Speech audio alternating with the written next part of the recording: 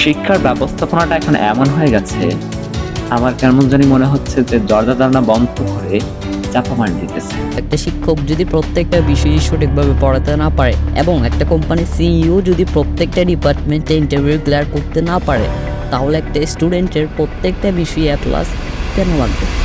বছরের পর বছর পরিশ্রম করেছেন, লক্ষ টাকা খরচ করেছেন, শেষে হাতে এসেছে এই পেপারের ডিগ্রি, যা না এখন কাগজের কেজিতে বিক্রি করতে পারছেন, আর না তা দিয়ে একটি ভালো চাকরি জোগাড় করতে পারছেন। নিশ্চয়ই এখন আপনার মনে হচ্ছে এটিএম শামসুজ্জামানের বাবা হয়ে ছেলেকে দেওয়া সেই উপদেশটি সঠিক ছিল। স্কুলে যাইতাছো বাবা? তোমার স্কুলে পাঠাইবার আমার একটাই কারণ, লেখাপড়া শিক্ষা। আমার এই ব্যাগ ভইরার টাকা আইনা দিবা পারবা তো বাবা? না, আমার এই বইতে লেখা আছে টাকা পয়সার উপর কোনো লোভ করতে নেই। সিনা ফেল, এই বই পড়লে তুই ফকির হইয়া যাবি। যখনই বাসায় ঢুকে দেখি মেয়ের হাতে মোবাইল। আগে কিন্তু একটা মেয়ে টেবিল চেয়ারে বসা, কি করে মা? এই যে অ্যাসাইনমেন্ট করে, কি করে গ্রুপ কলে কথা বলি। আমার বাচ্চা প্রজাপতি বানাচ্ছে কাগজ দিয়ে, শু করে উঠতে মারছে। আমার বাচ্চা প্লেন বানাচ্ছে, 7 তলা থেকে ছুঁড়ে মারতেছে। এই যেটা এনজয়, সেই এনজয়টা সে কি স্কুলে দিয়ে দিচ্ছে। নো, এটাকে আমাকে পাগলা গারতের মনে হয়। টিচারও তো হ্যাসেল, কিন্তু টিচাররা মুখ খুলছে না। কিভাবে খুলবে? তাদের জব চলে যাবে।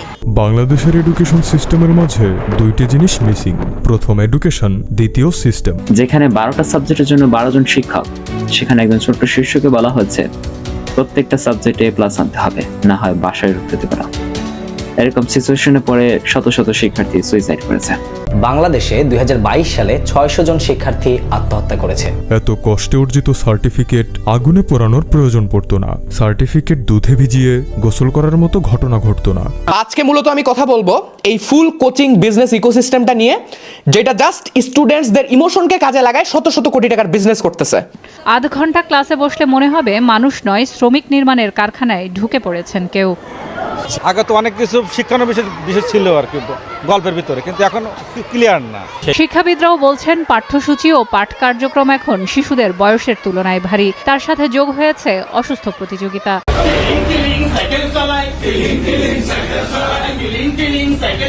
শিক্ষাক্রমের যে বর্তমান বইগুলো হাতে নিলে আমার কাছে মনে হয় জাকাতের বই। বাচ্চাগুলোর ভবিষ্যৎ পুরো ধ্বংস, মানে ওদের মাথায় এখন আর কিচ্ছু নাই। এই আলু ভর্তা ডিম ভাজি দিয়ে আমরা কি করব জীবনে? আমরা জানতেছি পরীক্ষা, সেখানে নাটক করানো হচ্ছে আমার বাচ্চাকে দিয়ে। শিক্ষাক্রমের আগাগোড়া কিছুই বুঝতে পারছেন না অধিকাংশ শিক্ষক। শেখার মতো তেমন আমি কিছু দেখতেছি না এখানে। কিন্তু ধীরে ধীরে অভিভাবক এবং শিক্ষকদের মাঝে এই কারিকুলাম নিয়ে ক্ষোভের সৃষ্টি হয়।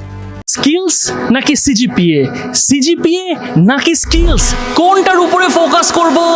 সারা জীবন শুনে আসছেন সিজিপিএ সিজিপিএ সিজিপিএ, আবার এটাও শুনে আসছেন ভালো সিজিপিএ এর মানে এটা না যে চাকরি আপনার guaranteed. Skills are also important.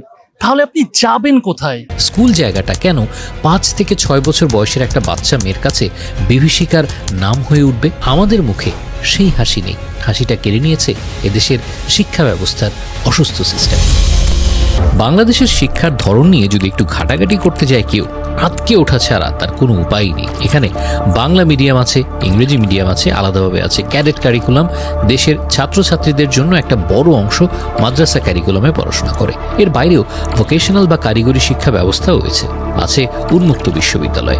পৃথিবীর আর কোনো দেশের এডুকেশনাল সিস্টেম এমন জগা খিচুড়ি মার্কা নয়। কেউ কিছু মনে করবেন না, কথা বলছিলাম এদেশের শিক্ষা ব্যবস্থা নিয়ে। আসলে বাংলাদেশের শিক্ষা ব্যবস্থা নিয়ে আলোচনা যেন এক নাটকের মঞ্চ। এই মঞ্চে আলো জ্বলে, আবেগের ঢেউ ওঠে, কিন্তু পর্দার পেছনে কত রহস্য লুকিয়ে থাকে তা কি আমরা জানি? বাংলাদেশের এডুকেশন সিস্টেম মৃতপ্রায়।